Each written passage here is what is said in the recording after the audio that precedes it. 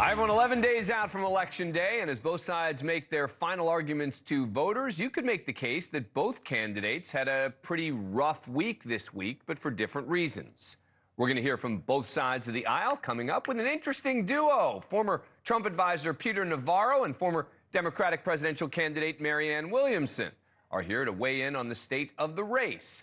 But let's start with Vice President Harris, who has seemingly lost her edge in the polls. Remember, a Democratic candidate these days likely needs at least an edge nationally to win the electoral vote. But in a New York Times Siena College poll out today, Harris is tied with Trump, both locked in at 48%. She has lost the narrow lead she had just earlier this month. She was up 3 in that same poll.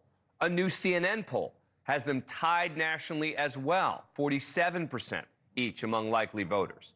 In September, Harris was narrowly leading Trump. A recent CNBC poll has Trump up 48-46. It's within the margin of error. It's down from the 48% Harris had in a similar poll earlier this month. And the same CNBC poll also shows Harris behind by 1, 48-47 in a combined 7 battleground states. The Hill and Decision Desk HQ now give Trump a 52% chance of winning the election. Harris 48, which is reflected in betting odds as well, an average of those odds from Real Clear polling. Trump 60% chance of winning, 39% for Harris. Democrats seemingly losing the edge they usually have in early voting. As of this morning, 34 million have voted already or so. For those who voted by party registration in states, about 41% Democrats, 36% Republicans. According to the University of Florida's election lab, that falls short of the 45% of votes Democrats had going into Election Day 4 years ago. Particularly, they're concerned about Nevada. The shift in the polls comes as Harris had what most believe was somewhere between a decent to mediocre performance during a CNN town hall Wednesday night. We need a permanent solution, and that requires bipartisan work. Do you wish you'd done those executive orders in 2022, 2023? I think we did the right thing. Let's just fix the problem. To fix the problem, you're doing this compromise bill. It does call for $650 million that was earmarked under Trump to actually still go to build the wall. I am not afraid of good ideas where they occur, Anderson. But you do want to build some wall. I want to strengthen our border. On the other side, Donald Trump had his own share of problems, including comments from Trump's former chief of staff, John Kelly, a retired 4-star Marine general and former Secretary of Homeland Security in the Trump administration, who said this to the New York Times. Well, I'm looking at the definition of fascism. It's a far-right, authoritarian, ultranationalist political ideology and movement characterized by a dictatorial leader, centralized autocracy, militarism, forcible suppression of opposition, belief in a natural social hierarchy. Certainly, the former president is in the far right area. He's certainly an authoritarian, admires people who are dictators. He has said that. So he certainly falls into the general definition of fascist, for sure. Kelly went on to tell the Times that Trump certainly prefers the dictator approach to government and that Trump told him that Hitler did some good things. Now, these comments might doom another candidate, but somehow, at least thus far, his campaign seems largely unaffected. And then there was a disputed report in The Atlantic that Trump had promised to pay the funeral bill of a murdered U.S. soldier, Vanessa Guillen. When the bill came, that he changed his tune. Quote, Trump became angry. It doesn't cost $60,000 to bury an effing Mexican. He turned to his chief of staff, Mark Meadows, and issued an order, don't pay it. Not only has he denied it, Vanessa's own family has called the report hurtful and disrespectful. But it still seems it may not have that much of an impact, regardless of what you believe. Now, before we look forward with Marianne Williamson and Peter Navarro, let's take a look back at some of the key moments from the last few months. Here's NewsNation's Washington correspondent Kelly Meyer with a look at Kamala Harris's skyrocketing launch and seeming plateau. It was a stunning twist of fate for the Democratic Party, nearly unparalleled in modern presidential history. President Joe Biden dropping out of the general election less than 4 months from Election Day, endorsing Vice President Kamala Harris as the next presumptive Democratic nominee, and touching off a euphoric rise for Harris that now shows evidence of ebbing. And I am first-hand witness that every day our President Joe Biden fights for the American people, and we are deeply, deeply grateful for his service to our nation. The sudden switch ignites a slow burn as enthusiasm for Harris builds. In the very first days, polls don't seem to give Harris an edge over Trump. For Democrats, they view this move as something that's going to improve their chances in the general election. That is based more on hope than it is on the numbers right now. The attack ads start rolling. This is America's border czar, and she's failed us. Under Harris, over 10 million illegally here. They'll stop at nothing. I got rid of Roe v. Wade. The Republican Party is committed to banning access to abortion for all women in this country. But Kamala Harris won't back down. Within a week, stunning new polling reveals a surprising newfound fervor for Harris among Democratic voters. Look at this. Back in February, just 62% of Democrats said they were enthusiastic about voting for Joe Biden. Look at this now. Woof. Up to 88% now say that they are enthusiastic about voting for Kamala Harris. That is a huge jump. We've seen the party rally behind Kamala Harris, and now we've seen the polls. And there's now several days of polls showing the race has shifted 3 to 4 points, towards her. She's in a very competitive position in this election, tied, maybe even a little bit ahead. She's put Georgia in play. We now have a statistical tie in Georgia. And the gains keep coming. Harris closing the gap with Trump, even erasing his lead both nationally and in the battlegrounds, sometimes by stunning margins. The presidential race going from a predicted landslide for Trump to a toss-up. In just days, her favorability also soaring. Harris has the wind at her back. And she has the money, too, not just in the world of online betting, where the odds have now shifted dramatically in her favor, but in her campaign's coffers. Harris raising a record-breaking $200 million in just the first week after she replaced Biden, closing the month of July with an unparalleled total of $310 million. I didn't know she was black. At the same time, her opponent is struggling to form a cohesive attack against her. Until a number of years ago when she happened to turn black, and now she wants to be known as black. So I don't know, is she Indian or is she black? As Trump's allies behind the scenes beg him to drop the race talk and sharpen policy attacks against Harris, her momentum continues to explode. She is confirmed as the Democratic presidential nominee in a virtual roll call of delegates on August 5th, and anticipation grows as she prepares to announce a running mate. Governor Tim Walz of the great state of Minnesota. Harris choosing little-known Governor Tim Walz of Minnesota. And in 91 days,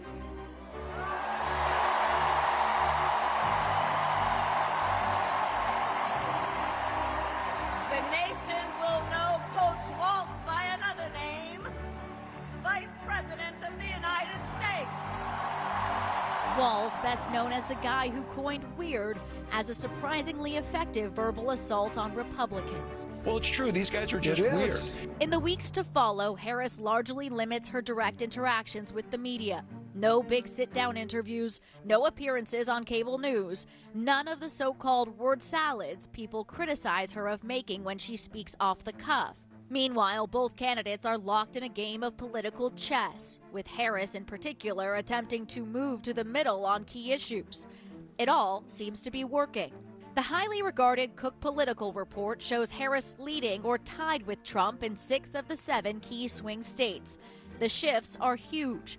Democrats moving up 8 points in Arizona, 4 points in Georgia, 5 in Michigan, 3 in Nevada, 8 in Pennsylvania, 5 in Wisconsin, and 10 in North Carolina, a state Trump was once leading Biden in by around 7 points, and where Harris now leads.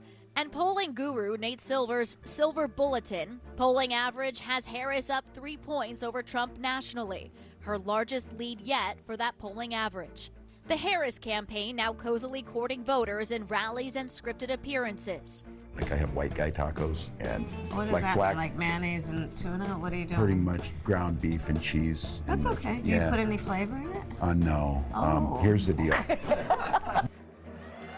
I accept your nomination to be President of the United States of America. Excitement within the Democratic Party is at a fever pitch when Harris takes the stage at the Democratic National Convention.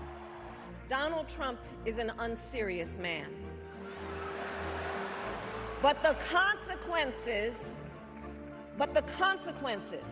of putting Donald Trump back in the White House are extremely serious. It is the pinnacle of Harris's meteoric rise, from a vice president with historically low favorability among voters to a powerhouse candidate raking in the fundraising dollars and likely voters. And for a Democratic Party which just a month ago was seemingly sleepwalking into a landslide defeat, the rags to riches change in fortune is head-spinning. Post-convention polls show Harris reversing Trump's lead over Biden, gaining ground in battlegrounds over Trump. Among voters disillusioned with Biden, women and Hispanic voters. But behind the shock headlines, the fairy tale was morphing back into reality. The leads were modest and quickly appeared to reverse heading into the second presidential debate. With the New York Times poll released just weeks after the DNC showing Trump back ahead by 1 point nationally, a 4-point gain from the previous month.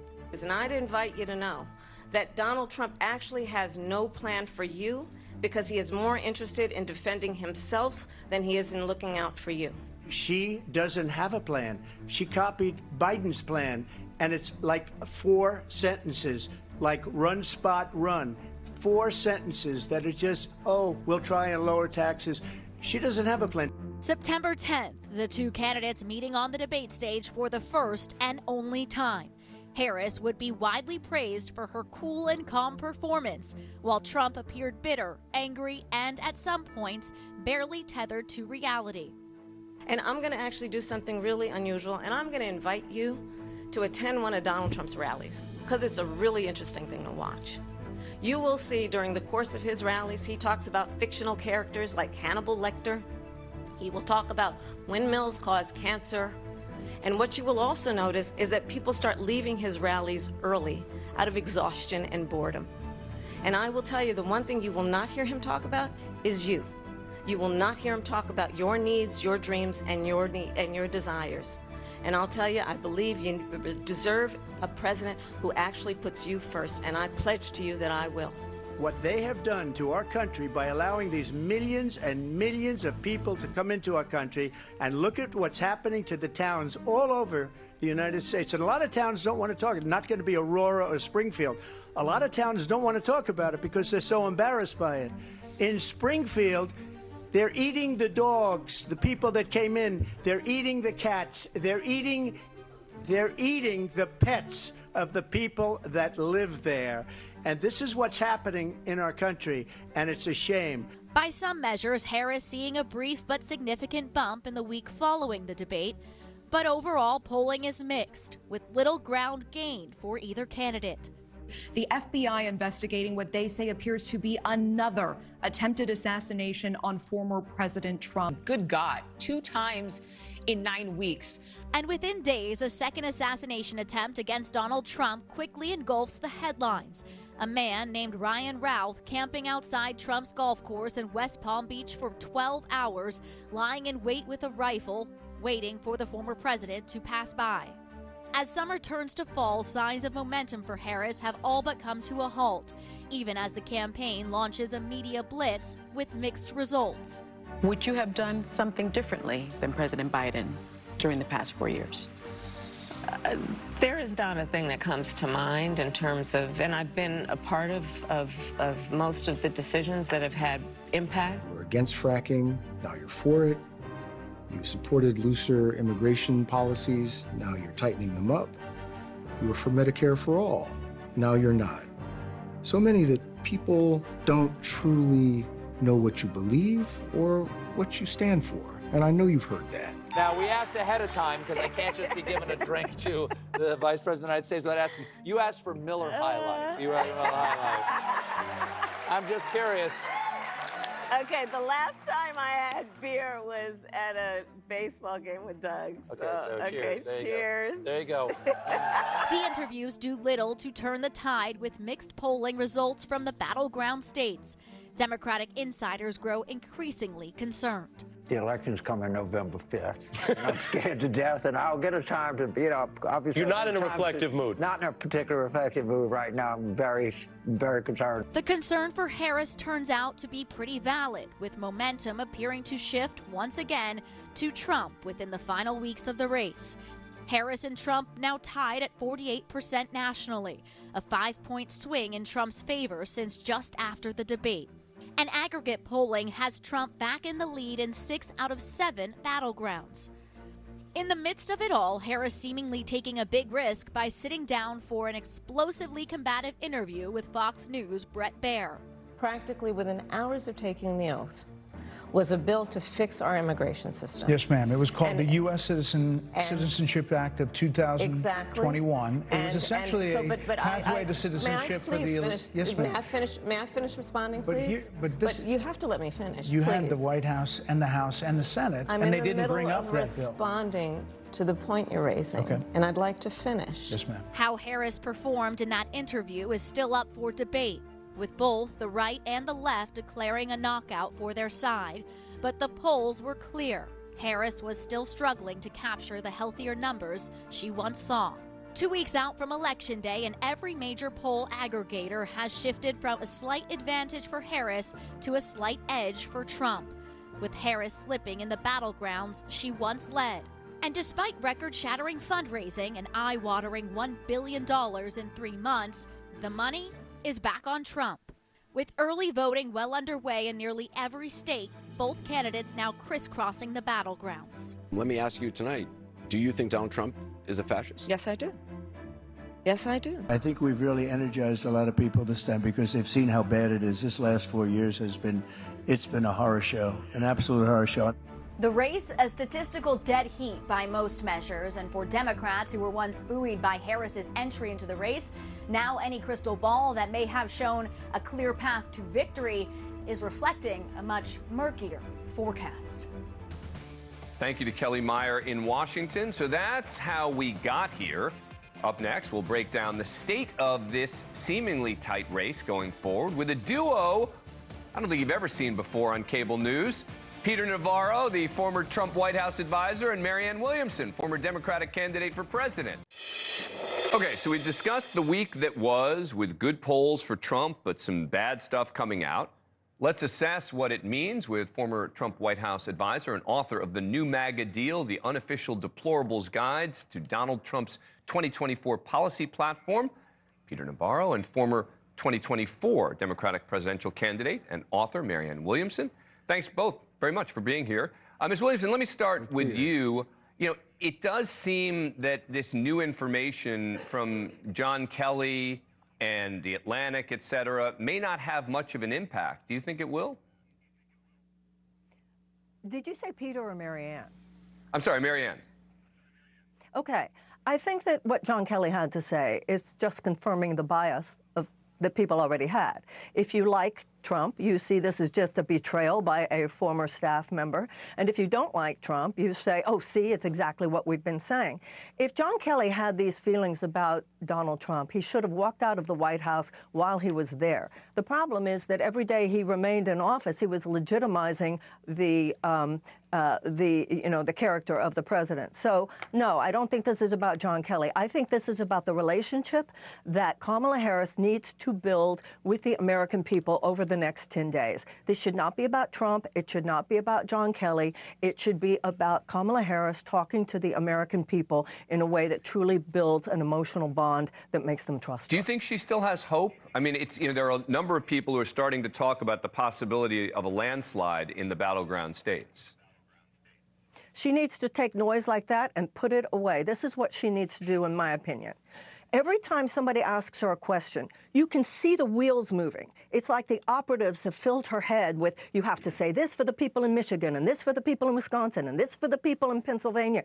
And what's happening is that she's not coming across as deeply authentic. See, Donald Trump has a relationship with the American people. For better or for worse, people feel that they know him. People don't feel that they know Kamala because she's not coming across authentically enough. This is what she should do. She should tell all of those operatives to get out of her house, out of her office, and she should sit down in a room alone or with her husband and watch videos of herself from 15 or 20 years ago. Who she was then, when somebody asked her a question and she just answered from her heart and she knew her material. She needs to be who she was before people were filling her head with all this. That's when she will sound connected with herself, and that's when she will make a deep connection with the American people. Peter Navarro, I was reading another poll that was talking about in some of the battleground states that the few persuadable voters were still concerned about the possibility of Donald Trump's more dictatorial inclinations, and that the John Kelly comments could have an impact. What do you make of that? Well, first of all, to Mary Ann's point, she has it exactly right. The problem is every time Kamala Harris gets in front of a TV camera now, she dissembles and won't answer straight to the American people. And time's on our side, on the Trump team, because the more people get to know Kamala Harris, the less they like her. Now, John Kelly, look, no one knows this man better than I. I served over 500 days with him in the White House. For the record, nobody cares what he thinks, but for the record, he's a bully, he's a coward, and most importantly, he's a traitor. And the reason why I say that, Dan, he's a four-star general. First rule of the military is chain of command, obey it. And I saw repeatedly, firsthand, right there, up and up, John Kelly ignore direct orders from the commander-in-chief of this country. And Kelly What sort of orders? Paperwork. What sort of orders? Well, let me run them down here. John, I want aluminum and steel tariffs. Let's get this done tomorrow.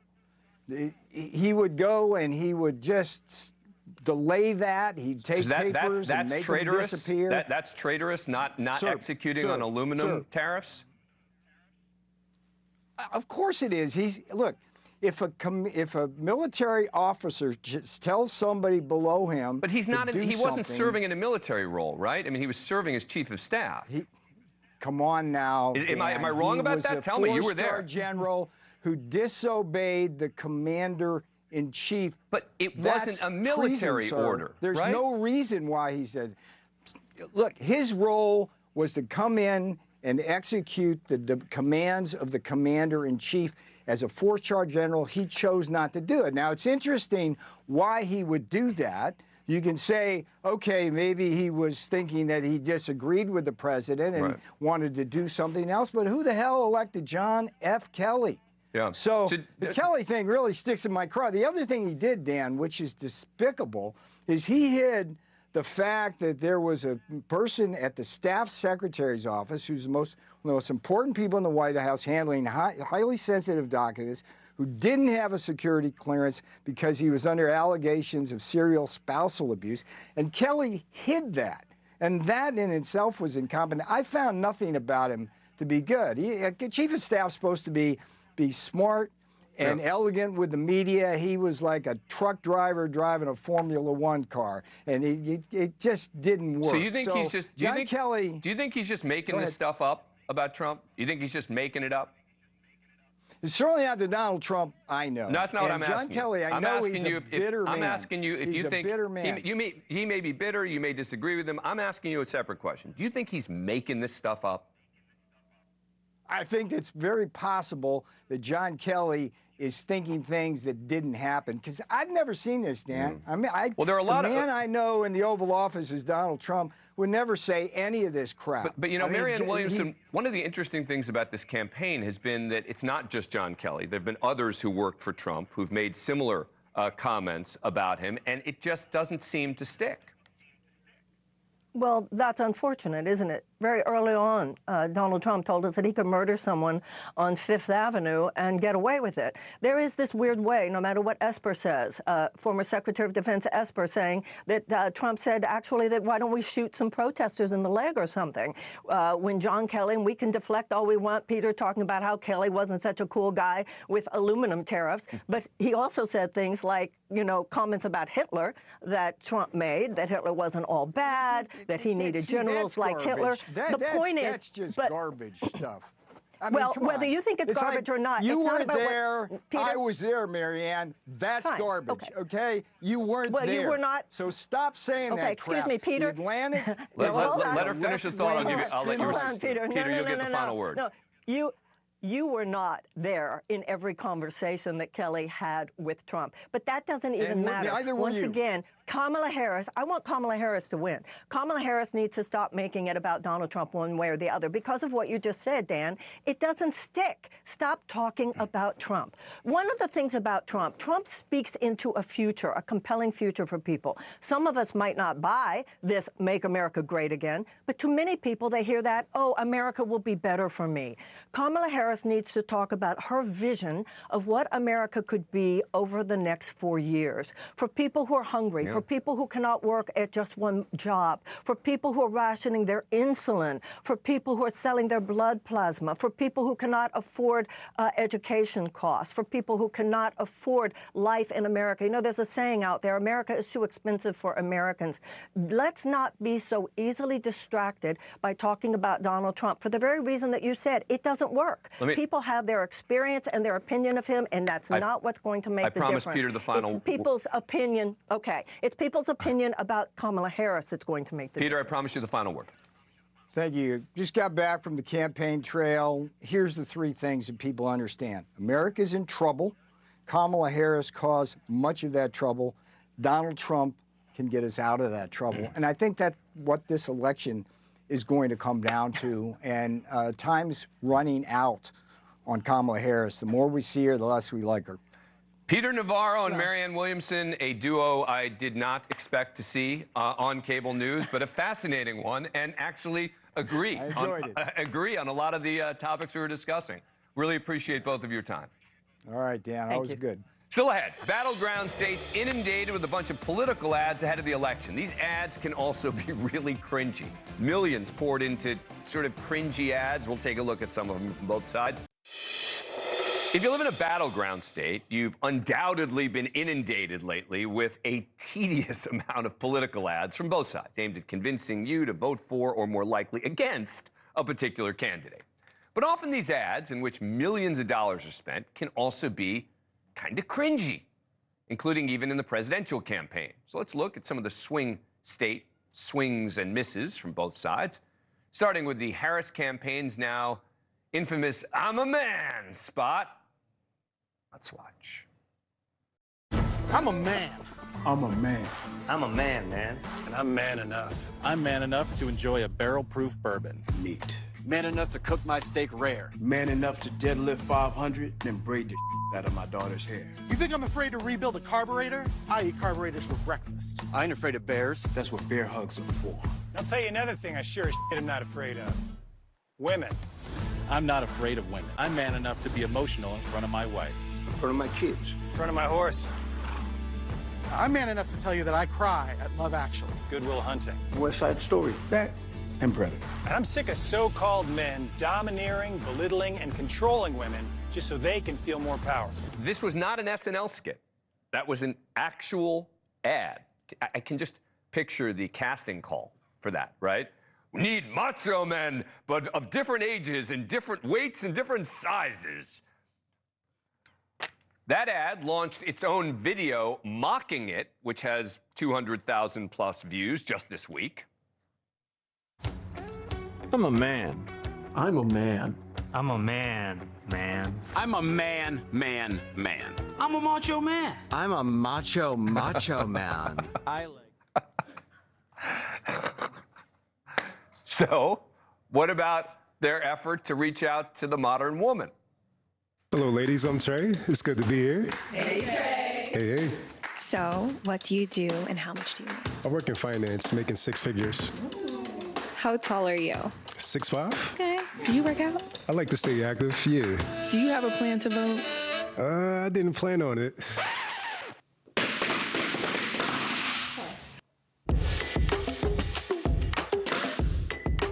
Oh, Trey, so you could have been an unemployed 5-footer who's never seen the inside of a gym. As long as you were planning to vote for Harris, you would have had the pick of all those women. The more effective ads felt more like cable news segments using Donald Trump's comments, like this one by Democratic Congressman Eric Swalwell. We were so worried. They're eating the dogs. He wasn't making any sense. The people come in. They're eating the cats. And he just kept getting worse. They did dumps. That's what they call them, dumps. Big, massive dumps. Gross. In Michigan and Pennsylvania, all over. We had to do something. They will take the life of the child in the 9th month. Even after birth, they'll execute the baby. You sound crazy right now. Now he has round-the-clock support and can enjoy the things he loves, like eating cheeseburgers and rage posting at 3 a.m. I know windmills very much. And they're driving the whales, I think, a little batty. Sure. So this November, let's vote to put him in a place for Trump. Because we all know he belongs in a home, just not this one. See, at least that one was funny, right? No matter what you think.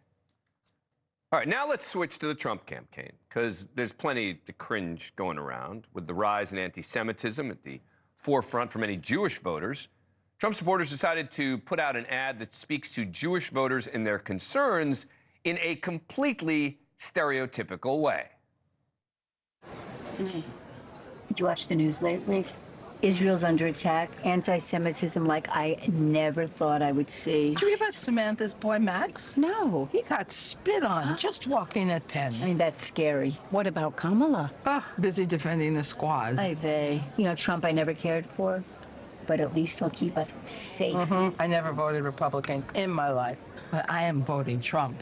Amen. RJC Victory Fund is responsible for the content of this message. Oy vey. They cut out the part where the matzo ball soup arrives, and it's not hot enough. What about the consequences of the other candidate winning? That's always been a popular theme, but have you ever seen it as sort of dramatic as claiming the world could or very well may end if you don't vote the right way? If you want to avoid nuclear war, I strongly urge you to vote for Donald Trump. In fact, I would go so far as to say that a vote for Kamala Harris is a vote for nuclear war. Again, the overstatement, you know? Okay. Vote for one, the other. Then there's this one that I guess is supposed to make you believe voting for their candidate gets you into a very, very special club. Today, we are formally inviting you to become a member of the 47 Club. This is an exclusive club of patriots who have requested a mail-in ballot to vote early for President Trump. Once you request your mail-in ballot, we'll send your name straight to President Trump so he knows you had his back. The 47 Club isn't for everyone, but we think you're up to the challenge. President Trump is counting on you. Request your mail-in ballot today. We're going to send it to President Trump so he knows that he's got your back. He's going to invite you over for dinner. Mar-a-Lago. That's the 47 Club. Look, so on behalf of both candidates, let me apologize to those of you in swing states. They are sorry for bombarding you with sometimes cheesy ads, which at this point probably won't make any difference anyway. As we head into this final stretch in the election, it's interesting that most of the coverage isn't focused on issues, policy issues, right? How do they differ on questions of policy? It's all about he's the worst, she's the worst. Country's going to end if she's elected. The country's going to end if he's elected. Come on. Can we at least this final week try to focus on the differences between them when it comes to policy? My guess is the answer is no, but at least I can ask for it. That does it for us tonight. Thanks for watching. Banfield starts. Thanks for watching. Go to joinnn.com to find NewsNation on your screen, and don't forget to click the red subscribe button below to get more of NewsNation's fact-driven, unbiased coverage.